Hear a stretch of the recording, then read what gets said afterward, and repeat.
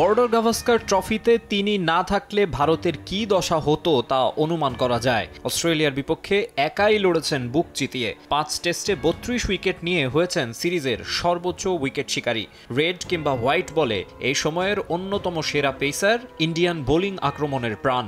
Champions ট্রফিতে সেই জাসপ্রীত বুমরাকে নিয়েই শঙ্কায় ভারত। 18 জানুয়ারি বুমরাকে রেখেই চ্যাম্পিয়ন্স ট্রফির জন্য 15 সদস্যের স্কোয়াড ঘোষণা করে বিসিসিআই। তবে পুরোপুরি ফিট নন তিনি, খেলতে পারছেন না ইংল্যান্ডের বিপক্ষে ওয়ানডে সিরিজেও।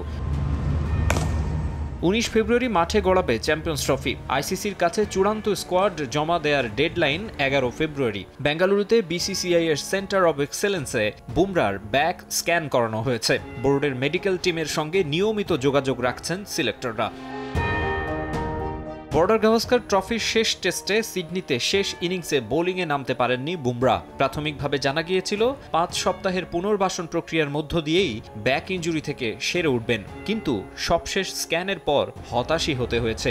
শেষ পর্যন্ত তার ছিটকে যাওয়ার শঙ্কাই নাকি বেশি, আর সেটা হলে বিকল্প হিসেবে হরষিত রানাকে নিতে পারে ইন্ডিয়া। ইংল্যান্ডের বিপক্ষে চলমান সিরিজেই ওডিআই অভিষেক হয়েছে হরষিতের। পারফরম্যান্সও নয় আহামরি। তবুও বুমরার রিপ্লেসমেন্ট হিসেবে কলকাতা নাইট রাইডার্স পেসারই হেড কোচ গৌতম গম্ভীরের প্রথম পছন্দ।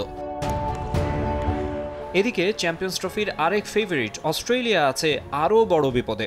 নিয়মিত অধিনায়ক প্যাট কামিন্স, জশ হ্যাজলউড ও মিচেল মার্শ ছিটকে গেছেন ইনজুরিতে। আচমকা অবসর ঘোষণা করেছেন মার্কাস স্টয়নিস। এই শূন্যতা পূরণে দ্বিধাদ্বন্দ্বের মধ্যে আছে ক্রিকেট অস্ট্রেলিয়া। এখনও আনুষ্ঠানিক ঘোষণা না এলেও বিকল্প হিসেবে বিয়া ওয়েবস্টার, শিন অ্যাবট ও স্পেন্সার জনসনের নাম শোনা যাচ্ছে জোরে সোরে। মাকসুম আলম খান, সময় সংবাদ।